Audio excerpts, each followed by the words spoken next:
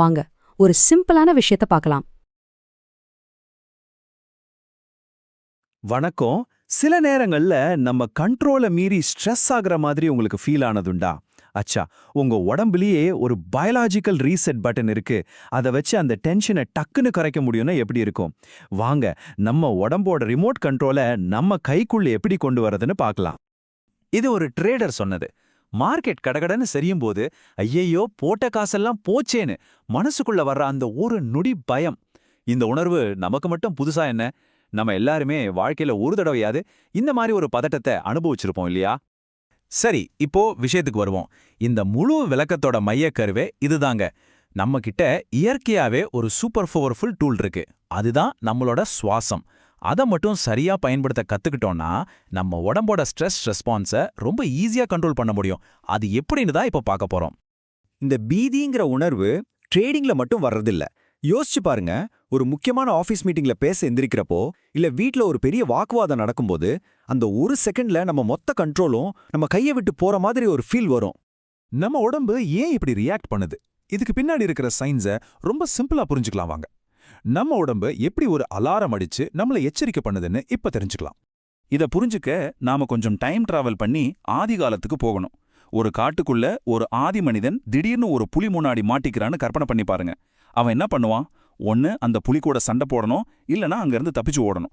இந்த ரெண்டுத்துக்குமே உடம்புக்கு எக்கச்சக்க எனர்ஜி தேவை. இதுக்கு பேர் தான் ஃபைட் ஆர் ஃப்ளைட் ரெஸ்பான்ஸ். இப்போதான் ஒரு இன்ட்ரெஸ்டிங்கான விஷயம் இருக்கு. நாம இப்போல்லாம் நிஜ புலிகளை பார்க்கறதில்ல. ஆனா மார்க்கெட் சரிவு, நம்ம பாஸோட கோவம், கட்ட வேண்டிய இஎம்ஐ, இது எல்லாத்தையுமே நம்ம மூளை ஒரு புலியா தான் பாக்குது. அதனால உடனே அந்த பழைய அலாரத்தை அடிக்க ஆரம்பிச்சிடுது.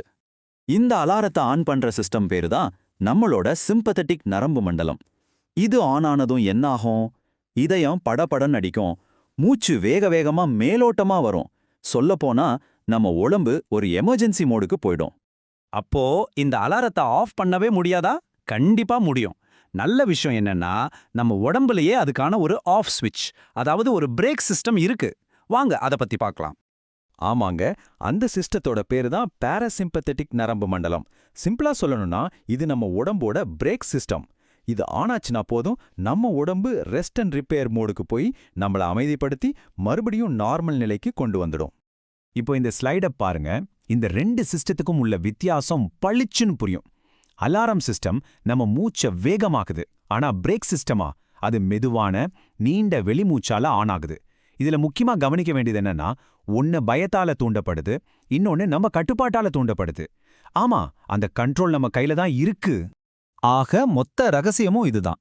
நம்ம உடம்ப அமைதிப்படுத்துற அந்த பிரேக்க போடணும்னா நம்ம செய்ய வேண்டியது ரொம்ப சிம்பிளான ஒரு விஷயம்தான். மூச்சை உள்ளே இழுக்கிற நேரத்தை விட வெளியே விடுற நேரம் அதிகமா இருக்கணும். அவ்வளவுதாங்க மேட்டர். சரி, இந்த டெக்னிக் ஏன் வேலை செய்யுதுன்னு இப்ப நமக்கு தெரியும். இப்போ அதை எப்படி செய்யறதுன்னு பார்க்கலாம். அந்த பிரேக் அடுத்த நம்ம கத்துக்க போற அந்த சிம்பிள் டெக்னிக் தான் இந்த 4-8 சுவாச நுட்பம். இந்த பவர்ஃபுல்லான டெக்னிக் வெறும் 2 நிமிஷத்துல உங்களுக்குள்ள ஒரு ஆழமான அமைதியை கொண்டு வரும். இந்த அவசர உலகத்துல இது ஒரு வர மாதிரி தானே. ரொம்ப சிம்பிள். இந்த 3 ஸ்டெப்ஸை ஃபாலோ பண்ணுங்க. முதல்ல உங்க ஷோல்டர்ஸை ரிலாக்ஸ் பண்ணிக்கோங்க. மூக்கு வழியா 1, 2, 3, 4ன்னு எண்ணிக்கிட்டு மெதுவா மூச்சை உள்ள இழுங்க. உங்க வயிறு ஒரு பலூன் மாதிரி உப்புறத ஃபீல் பண்ணுங்க. அடுத்து உதட்ட குவித்து கிட்டத்தட்ட 8 செகண்ட் வரைக்கும் ரொம்ப ரொம்ப மெதுவா வாய் வழியா மூச்சை வெளியே விடுங்க. இதே மாதிரி ஒரு 10-15 தடவை ரிப்பீட் பண்ணுங்க. நீங்க இப்படி லாங்கா மூச்சை வெளியே விடும்போது உங்க உடம்புக்குள்ள என்ன நடக்குதுன்னு தெரியுமா? உங்க ரத்தத்துல இருக்கிற கார்டிசால் மாதிரி ஸ்ட்ரெஸ் ஹார்மோன்ஸ் எல்லாம் குறையுது.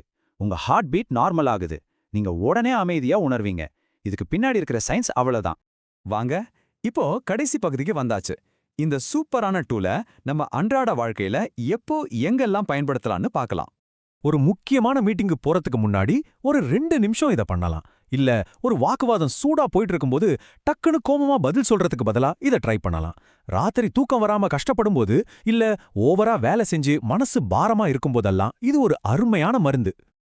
ஓகே, இப்போ இந்த டெக்னிக்கை நீங்க கத்துக்கிட்டீங்க. அதாவது உங்க கையில இப்போ ஒரு பவர்ஃபுல்லான ரீசெட் பட்டன் இருக்கு.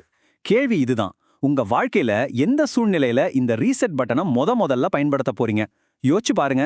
இந்த சிம்பிள் டெக்னிக்கை உங்க டெய்லி லைஃப்ல ஒரு அங்கமா மாத்திக்கோங்க. மன அமைதி உங்க கையில தான் இருக்கு.